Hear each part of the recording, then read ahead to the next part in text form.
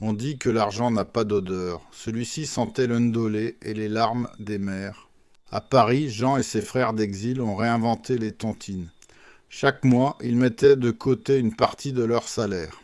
Cet argent n'était pas destiné à un achat personnel, il était pour le village, pour Fotouni.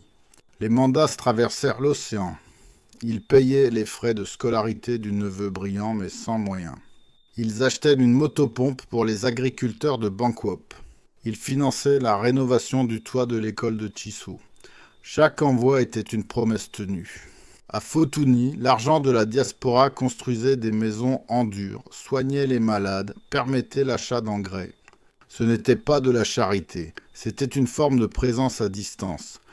Une manière de dire « Je ne suis pas là, mais je suis avec vous ». Les cassettes audio puis les CD circulaient. On y entendait la voix du roi, les chants des initiés, les annonces des naissances et des décès. La technologie devenait ici un outil de préservation. La technologie, souvent perçue comme un vecteur d'uniformisation, devenait ici un outil de préservation. Chaque mois, des milliers de francs CFA traversaient l'océan. Ce n'était pas de l'argent, c'était des racines qu'on envoie par la poste. Et à Fotouni, ces racines ont fait repousser un arbre qu'on croyait mort. Mon père recevait ses mandats. Il disait « L'argent, ça se dépense. La fidélité, ça se garde. Aujourd'hui, je garde. Envoyez-vous ou avez-vous déjà envoyé de l'argent à votre famille restée au pays?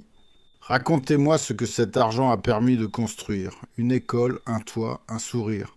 Ces mandats sont des lettres d'amour. Et si vous pensez que la diaspora est une force, laissez un pouce. C'est une façon de dire « je n'oublie pas ».